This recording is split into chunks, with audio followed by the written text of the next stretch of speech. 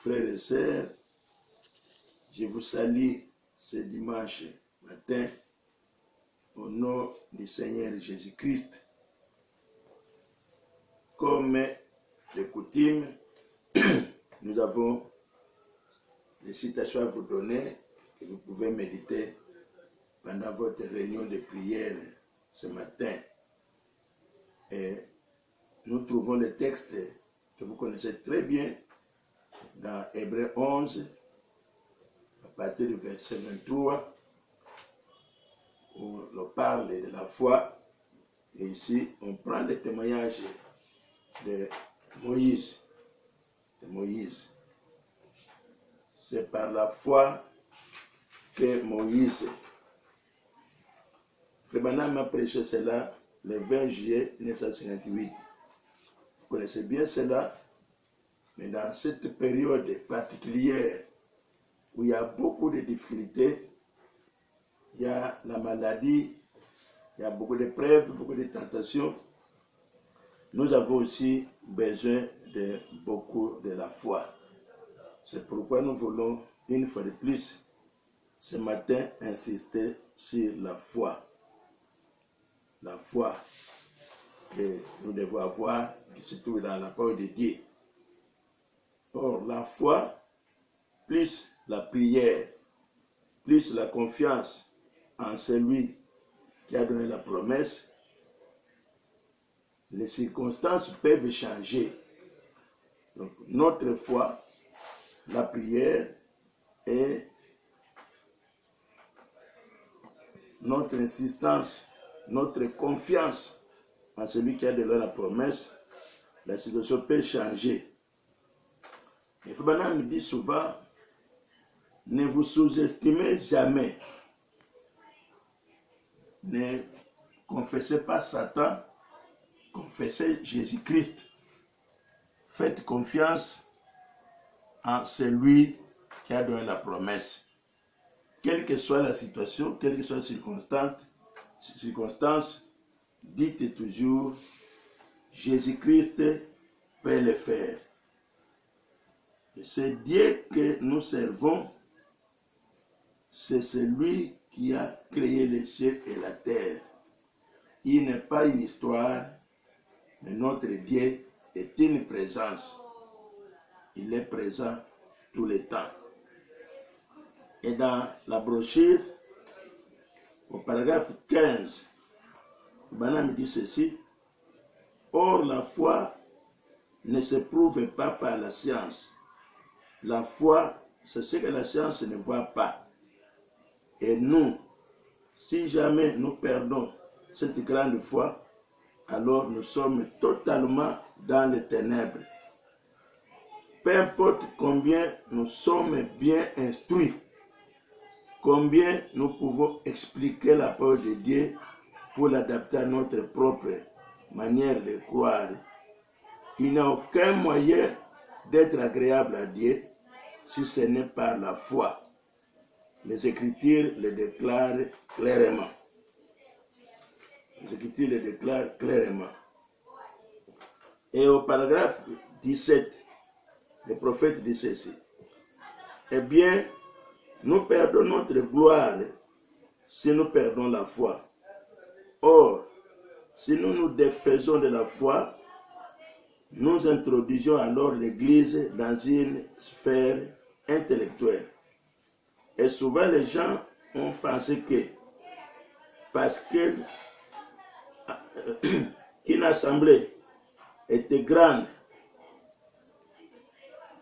qu'il avait de grandes églises, de grandes clochettes, et un grand nombre de gens bien habillés et bien soignés, avec beaucoup d'argent, qu'il disposait des moyens d'acquérir de tels biens.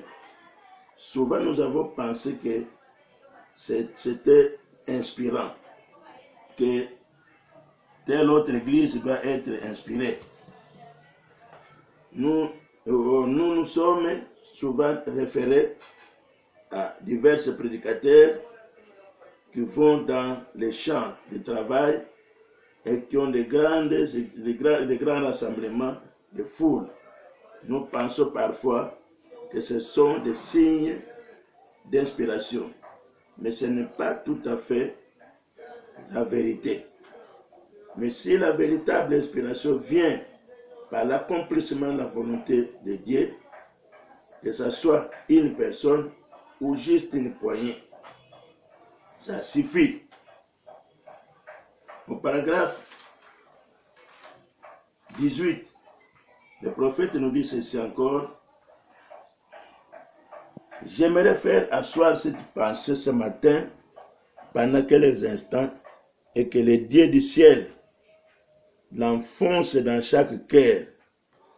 Ce qui fait la différence, c'est la façon dont vous regardez n'importe quoi. Ce qui fait la différence, c'est la façon dont vous regardez n'importe quoi. Et au paragraphe 21, le prophète dit ceci. J'aimerais vous poser une question à cette assistance ce matin.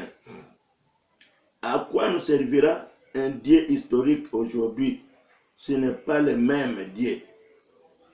À quoi sert un Dieu qui a pris Moïse et a accompli avec lui les miracles qu'il a accomplis? À quoi nous servira de lire au sujet d'un tel Dieu s'il n'est pas le même aujourd'hui?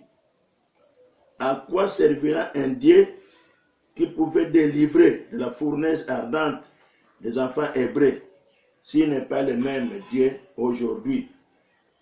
À quoi nous servira un Dieu qui pouvait juger ce qui est bon de ce qui est mauvais dans les jours passés, qui pouvait punir les mal et bénir les biens s'il n'est pas le même Dieu aujourd'hui? À quoi nous sert-il d'aller à l'église? Pourquoi nous abstenir dans des choses du monde s'il n'est pas le même Dieu exerçant le même jugement et ayant la même opinion qu'il a toujours eu? À quoi servira un Dieu qui pouvait toucher la main d'une femme qui avait une très forte fièvre, et la fièvre s'arrêta, s'il n'est pas le même Dieu aujourd'hui? À quoi servira un Dieu qui pouvait faire sortir son ami de la tombe, mais mort depuis 4 jours, s'il n'est pas le même Dieu aujourd'hui? C'est par la foi que nous croyons qu'un glorieux jour, il nous appellera de la terre, quand bien même nous serons redevenus une cuillerée de poussière. Le Dieu que nous adorons. Et au paragraphe, on va avancer. Au paragraphe 32, ici le prophète alors parle du choix que chacun doit faire. Comme nous voyons les anciens à qui on a demandé de faire des choix. Le paragraphe 32 dans la même brochure. Qu'est-ce que le prophète dit? Lot, alors qu'il devait faire un choix, Abraham avait donné à Lot de faire son choix. Et Dieu vous donne selon votre choix. Alors, choisissez aujourd'hui qui vous voulez servir. Choisissez aujourd'hui qui vous voulez servir. Dans le jardin d'Éden, nous avons aussi un choix à faire. Qu'est-ce que Dieu nous dit? Mon conseil, c'est que vous ne considérez pas les choses modernes. Nous ne considérons pas les choses modernes tout autour de nous. Ne tenez pas compte de cela, des choses modernes. Qu'il y ait des problèmes sous la main, qu'il y ait des problèmes dans le pays, qu'il y ait des problèmes dans l'église, qu'il y ait des problèmes à la maison, ou que ce soit faites votre choix. Par la foi, je servirai Dieu. j'humilierai mon cœur dans sa présence. Je prendrai la voie avec les enfants de Dieu. Je prendrai la voie avec les enfants de Dieu. Avec les méprisés, les rejeter, les chasser, les ridiculiser. Mais j'occuperai toujours mon poste de devoir. Je resterai bien avec eux. Et lorsqu'ils crieront, je crierai avec eux. Et lorsqu'ils seront dans la tristesse, je serai dans la tristesse avec eux. Je vivrai comme eux. Et plus loin, pour conclure, le prophète nous dit, au paragraphe 33, paragraphe 49, c'est un bon conseil ce qu'il donne là-bas. Paragraphe 49, le prophète nous dit ceci: notre temps est terminé, il est passé, mais par la foi, ce matin, levez les yeux, ne voyez pas ce qui vous entoure, ne voyez pas ce qui vous entoure. C'est un monde moderne, mais regardez et voyez celui qui donne la promesse. Regardez et voyez celui qui donne la promesse.